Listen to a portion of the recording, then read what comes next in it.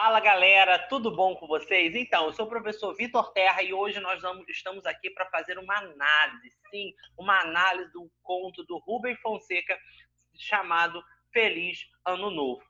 Mas antes de nós começarmos a nossa análise, deixe o seu like, se inscreva no nosso canal, tá? Ative o sininho para você estar sempre recebendo as novidades que nós vamos colocando de língua portuguesa e de literatura.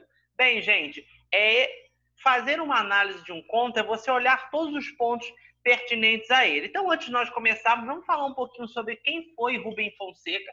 Rubem Fonseca morreu esse ano, né? É um autor que nasceu em 11 de maio de 1925 e morreu dia 15 de abril de 2020, tá? Ele é formado em Direito e ele, em 1952, ele vai iniciar sua carreira na polícia. Ele vai trabalhar como comissário no 16º Distrito Policial, ali em São Cristóvão, aqui no Rio de Janeiro. E aí, fortemente, ele vai ser influenciado pelos fatos que ele vivia naquela época. Tá? As histórias dos criminosos, dos policiais. Então, o Rubem Fonseca, na sua escrita, ele vai direcionar totalmente para essas histórias, para essa vivência que ele teve, tá bom?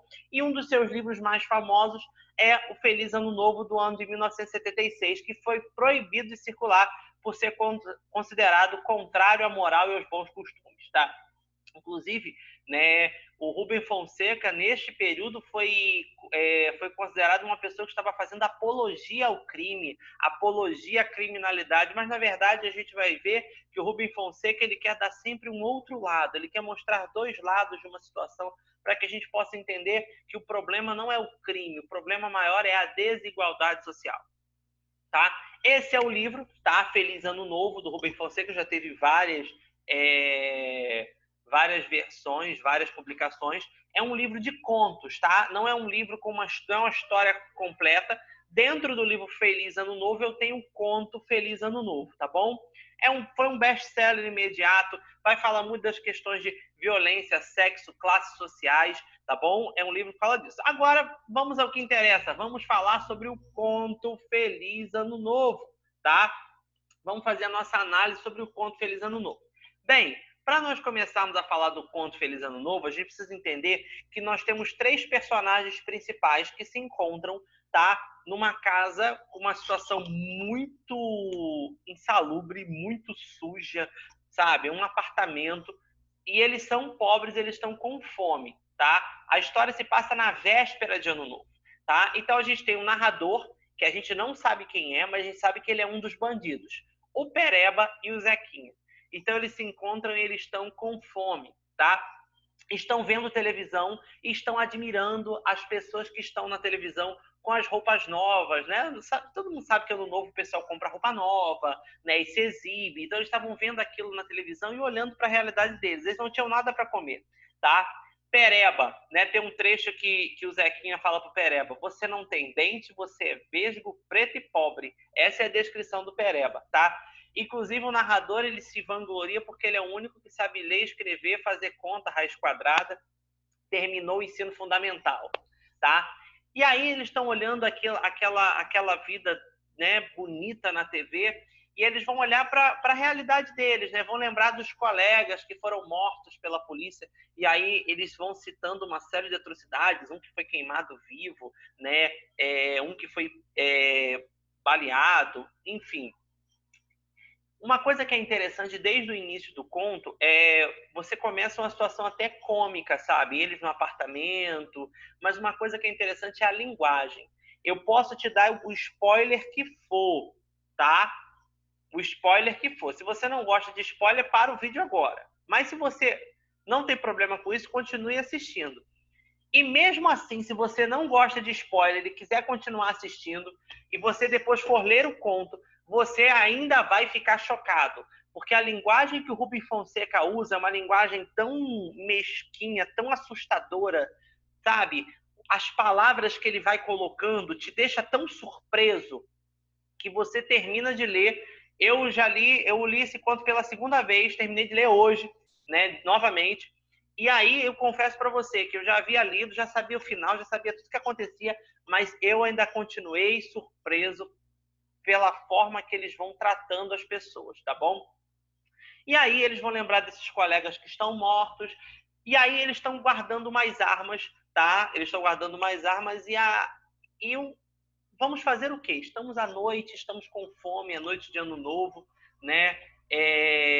Vamos esperar. O plano, né, de um deles era esperar o dia amanhecer para ir à praia roubar as galinhas dos despachos para poder se alimentar, a galinha com a farofa. Só que aí começa a chover muito e eles param e pensam, não dá mais, adeus farofa, adeus galinha. Então tá na hora da gente tentar se virar de alguma forma.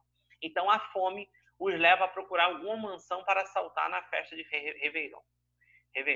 E eles vão procurar essas casas. Então eles vão pela praia de São Conrado, né? E vão procurar uma casa que não tenha muita gente, que não tenha muitas casas por perto, e eles acham uma mansão ideal, uma mansão, né, onde você tem um grande jardim, a casa fica no fundo, então qualquer coisa que eles fizerem ali vão conseguir fazer de forma bem tranquila. Então eles entram na casa e fazem 25 pessoas de refém, tá? Eles vão amarrar as pessoas com cintos, né? E uma coisa que o narrador fala, que o narrador vai pontuar, é o seguinte: em cima da mesa tinha comida que dava para alimentar um presídio inteiro. Então, o narrador, quando ele fala isso, quando ele pensa isso, né, você vê como ele olha aquela mesa de comida, ele já pensa logo no crime, na vida cotidiana dele. Ele fala, caramba, quanta comida, dá para alimentar um presídio, tá? Eles matam um homem, tem um homem que o nome dele é até Maurício, que diz assim, olha, vocês podem levar o que vocês quiserem, tá? Podem levar. E o narrador fala o seguinte: as bebidas, as comidas, as joias, o dinheiro, tudo aquilo para eles era migalha. Tinham muito mais no banco. Para eles, nós não passávamos de 3 moscas no açucareiro. E aí você vai ver que tem uma crítica aí, né, a questão da desigualdade social no Brasil. A gente tem uma crítica muito forte ao longo de toda a obra do Rubem Fonseca, a questão da crítica social, a questão de ver, né, as pessoas mais marginalizadas, né, de dar esse olhar a elas. E aí o personagem fica com raiva e acaba matando o Maurício por conta disso, porque ele fica com raiva. E aí a questão da morte, né, do assassinato, são coisas que acontecem assim tão friamente que te assusta, tá? E aí tá um falando, reclamando da arma, faz, caramba, essa arma tá ruim, tá com problema. Por que saber da coisa? Pede para um cara, levanta aí, e acaba matando esse homem na frente de todo mundo, né? Dá um erro aí. Pereba vai estuprar uma jovem e vai matar 2 outras, tá bom? Ainda vai ter uma outra que vai ser, uma das mulheres que vai ser morta também vai ser violentada, tá? E depois vai ser morta, tá? O narrador, né, ele vai tentar tirar o anel de uma das senhoras que morreu, mas não vai conseguir, vai tentar passar detergente, vai passar saliva, mas não vai conseguir tirar, então ele vai dar uma dentada e arrancar o dedo da senhora para poder tirar o anel. Gente, conforme o Rubem Fonseca vai descrevendo a história, você vai ficando assim, ó. Eu fiquei em choque, tá? E eles vão levar comidas, joias para casa e termina o conto dessa forma. O último período do conto é: quando Pereba chegou, eu enchi os copos e disse que o próximo ano seja melhor. Feliz ano novo. Depois deles terem feito uma atrocidade, eles acabam com tudo daquela família, né? 2 homens, 2 mulheres mortas, né? E aí a gente ainda tem uma mulher que ficou viva e que foi violentada, que era uma morena, uma jovem morena, né? E aí eles terminam o conto que o próximo ano seja melhor, feliz ano novo. Tá bom? Então esse é o meu resumo da história. E agora a gente vai fazer uma análise do conto, tá? Para poder fazer essa análise, eu não tirei ideias minhas, tá? Eu não tirei ideias pessoais, eu fiz a leitura de 3 artigos acadêmicos para poder estar pontuando aqui. Dentro desses artigos, eu grifei o que eu achava de mais interessante para estar passando para vocês, tá? Eu peguei uma análise, né, uma abordagem crítica de Feliz Ano Novo de Rubem Fonseca, o artigo de Marli Tereza Furtado, tá? E ele vai começar lembrando as coisas boas que envolvem a frase Feliz Ano Novo. Eu achei muito engraçado isso. E lembrou a primeira vez que eu li o conto. Esse conto, o que eu tenho aqui na minha casa, faz parte de uma coletânea de contos de autores variados, está dentro dos 100 melhores contos da literatura brasileira. E eu li Feliz Ano Novo imaginando que fosse qualquer outra história.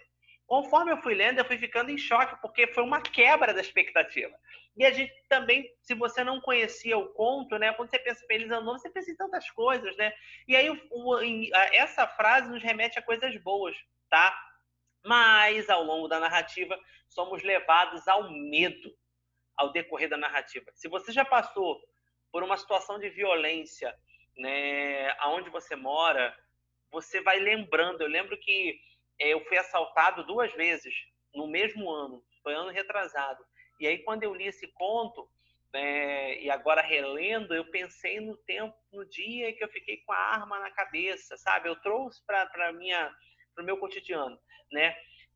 A Marli Teresa vai falar também dessa questão da classe capitalista, né? A necessidade de ter, né? Começa um conto olhando a televisão, porque o capitalismo ele te ensina que no ano novo você tem que ter roupa nova, que no ano novo você tem que ter uma mesa farta. Se você não tiver, você está desgraçado socialmente, tá? E aí começa o conto justamente nessa ideia de você estar em frente à televisão, admirando as pessoas que estão tendo isso e olhando para a sua realidade. Tá bom?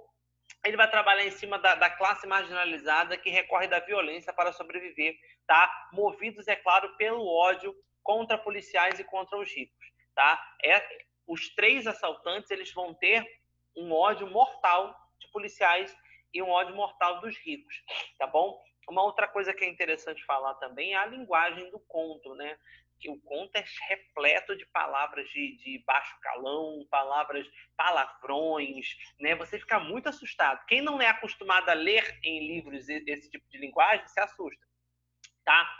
E aí a própria Marli Furtado, né, Marli Teresa Furtado, diz assim, ó: surge aí o círculo retroativo de violência gerando violência. Um círculo, né? A violência gerando violência, frieza e impassibilidade perante o ser humano, fazendo emergir frieza e impassibilidade de um modo tal que, exemplificando com a cena do assalto, não há possibilidade de diálogos entre os grupos humanos opostos, no caso, o grupo assaltante e o grupo assaltado.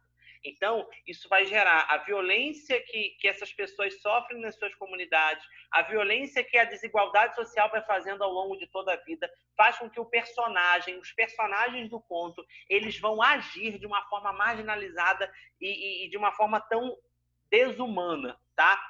A falta de oportunidades vai gerar esse processo de desumanização, né? Quando o narrador ele se vangloria porque ele é o único que tem ensino fundamental, a gente imagina a vida dos outros, né? E Alfredo Bozzi afirma que o autor, né, no caso o Rubem Fonseca, ele exprime a violência que existe dentro de nós, dentro do sistema. Então, o conto Feliz Ano Novo vai exprimir essa violência, né? Todos nós, de alguma forma, somos marcados pela violência, somos marcados pela desigualdade social, tá? E aí, dentro dessa história, nós temos traços, uma história realista com traços naturalistas. Me lembrou muito o Aloysio Azevedo, me lembrou muito a obra O Cortiço, por exemplo, tá bom? Já um segundo artigo que eu li, né, fala Rubem Fonseca, a violência e a comicidade em Feliz Ano Novo, do Marcelo Frison, tá? E aí, o Marcelo Frison, no seu artigo, ele vai começar dizendo que nós não sentimos pena da situação precária dos personagens no início do conto. Nós não conseguimos... porque é uma situação um pouco engraçada. Se você parar para analisar, um está reclamando porque o outro tem a madame tá bem vestida, o outro quer pegar a madame da televisão, a loura da televisão, e aí você começa a ler o conto sem nenhum tipo de sentir pena, de dor, acha até engraçado a implicância que um tem com o outro. Isso mostra o quanto nós já estamos anestesiados com o sistema da desigualdade social. O rico cada vez fica mais rico, o pobre cada vez fica mais pobre, tá? E aí a gente tem um paradoxo no final, né? O final dele é um paradoxo. Os personagens matam 4 pessoas e terminam brindando e desejando dias melhores. A gente tem aí uma banalização da violência. As pessoas já estão acostumadas, tá? E A comicidade, é isso aí um trecho do autor. A comicidade e o ridículo são importantes na medida em que reconhecemos a diferença do modo de pensar e agir de marginais burgueses. Se tivéssemos uma narrativa, digamos, séria, essas diferenças não seriam observáveis, pois apenas a violência chamaria atenção. Tá? Então, você tem aí o modo de pensar e agir dos marginais. Tá?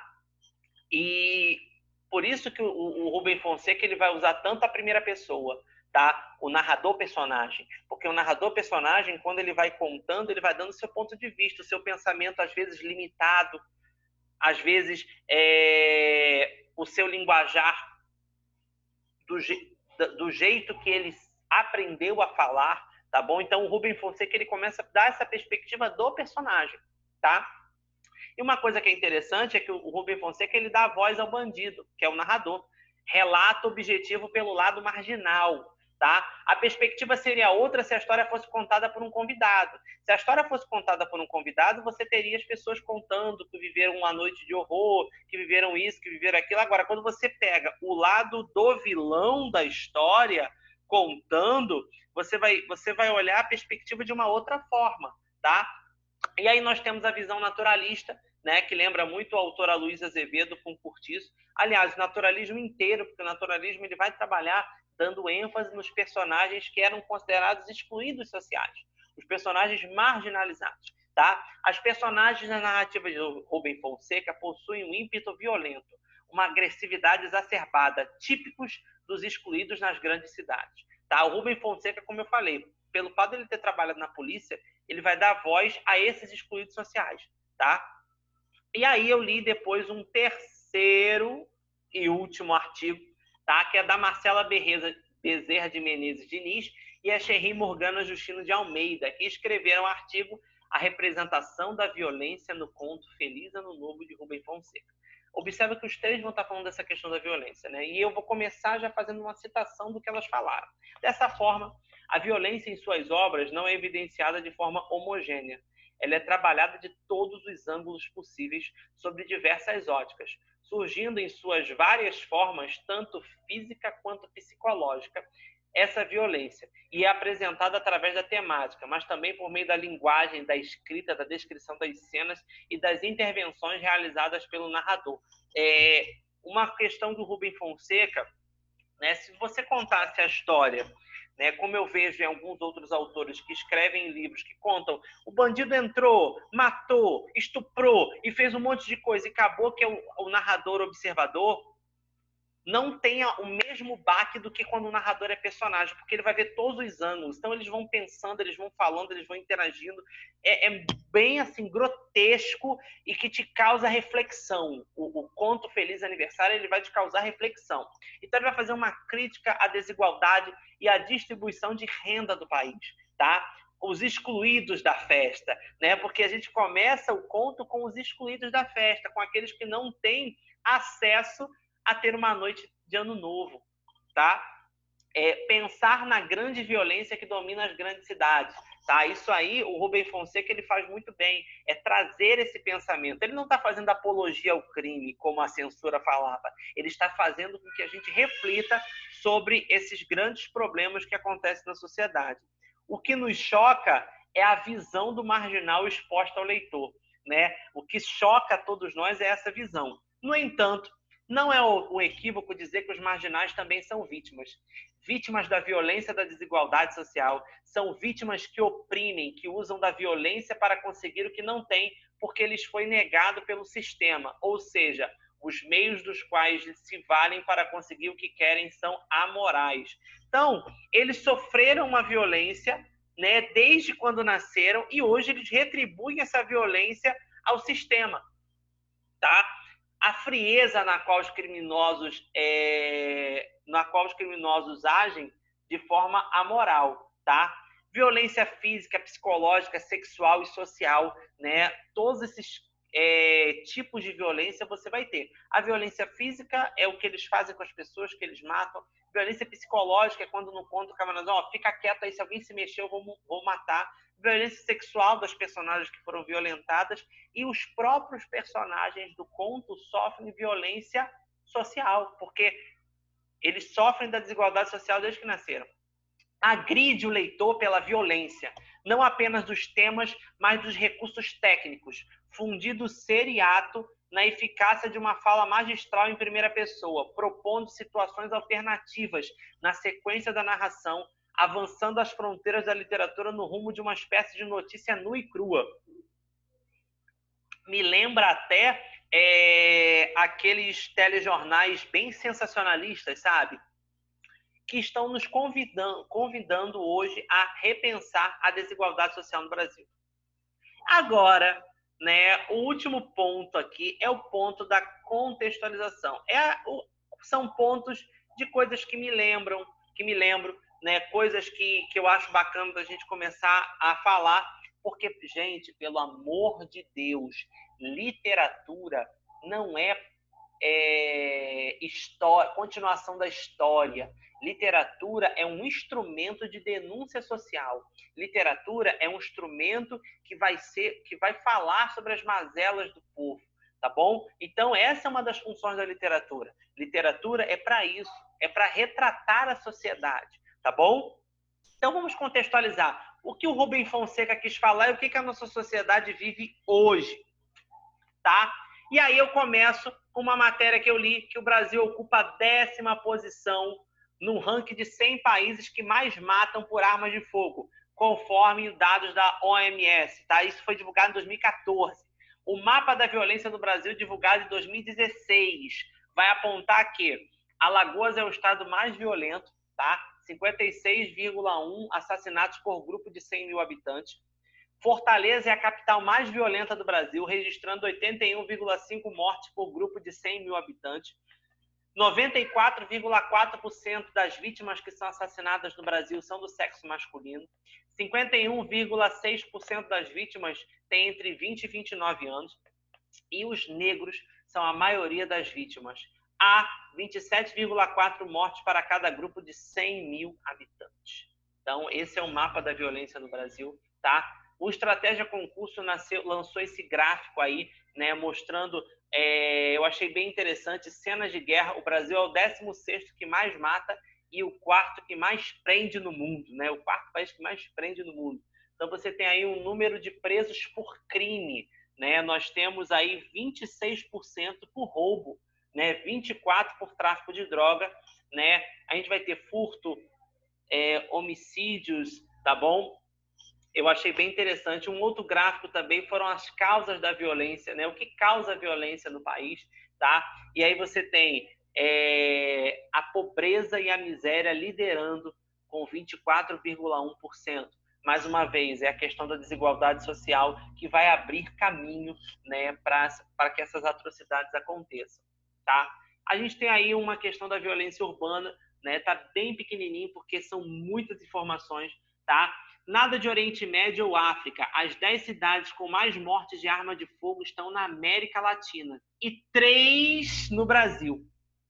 As causas do crime organizado, a presença dos grupos paramilitares e narcotráficos, entre outros. Então, a gente tem aí, né, o Brasil figura, né, das 10 cidades mais violentas, né, 3 são brasileiras, infelizmente. Eu escolhi essas 2 charges porque eu acho bacana a gente estar dialogando entre outros textos e a charge não deixa de ser um texto crítico, tá? Então a gente tem esse aí, o mapa da violência, né? A população ela está refém de preconceito, droga, tráfico, desemprego, desestruturação familiar, desigualdade social, exclusão, corrupção, educação precária e omissão. Então a sociedade ela está refém disso. E o que faz a violência crescer? Né? A violência cresceu muito. E aí você vai ver um personagem enorme e aí dentro dele, né, você tem analfabetismo, salário baixo, desemprego, corrupção e drogas. Tá? Então você vai ter isso como causa aí para a desigualdade social, para o aumento da violência urbana no país. Alguns livros que eu acho interessante também, né, falar um pouquinho, né, O Cortiço, do Aloysio Azevedo, é um livro que é o primeiro, um dos grandes clássicos da literatura brasileira, e como ele está dentro do naturalismo, ele vai olhar para os personagens marginalizados, Assim na Terra como Embaixo da Terra é um livro maravilhoso, tá? De uma autora contemporânea, Ana Paula Maia, vai contar a história de um presídio, né? De uma espécie de presídio, que é quase uma fazenda, onde os presos ficam, eles não sabem onde eles estão, eles só sabem de uma coisa, eles têm uma tornozeleira amarrada nas suas pernas e se eles passarem dos muros, aquilo explode, tá? Então, assim, você tem aí, e dentro do presídio, né, o diretor do presídio, ele está com a questão assim, programado para matar. Ele mata os presos, ele tortura presos, e aí fica aquela coisa de, será que hoje eu vou morrer? De uma população de muitos presos, só se reduzem a meia dúzia de gato pingado. E assim, tem uma questão da tortura psicológica muito grande que esse diretor faz, mas ao mesmo tempo que ele faz uma tortura psicológica, o livro mostra que o torturador e o torturado, no caso o diretor, os carcereiros, as pessoas que trabalham nessa instituição e os presos, todos são vítimas do mesmo sistema. Todos são vítimas da mesma cadeia, porque todos estão presos ali naquela realidade, tá? E eu não achei capa, mas é uma crônica da Clarice Lispector, chamado Mineirinho. Mineirinho foi um bandido, tem até o filme de 1974, se eu não me engano, 1974, 72. Mineirinho foi um bandido, tá? Que foi assassinado pela polícia. E a Clarice Lispector fica assustada porque ele tomou, se eu não me engano, eu não lembro, faz muito tempo que eu li essa crônica, ele tomou 13 tiros. E a Clarice Lispector ela diz que um tiro bastava, o resto foi a vontade de matar. E aí você tem uma outra discussão, né? Bandido bom é bandido morto? Vale a pena refletir. É uma crônica curtinha, gente, ele é rapidinho, mas é uma crônica que traz muita reflexão, tá? Eu acho Clarice maravilhosa. Nós temos alguns filmes também que são interessantes, como é o caso de Cidade de Deus, né? Se você não assistiu, assista. É bom você refletir, né? Você vai ver o lado das grandes comunidades, né, no Brasil. Você vai entender que olha pelo olhar da desigualdade social.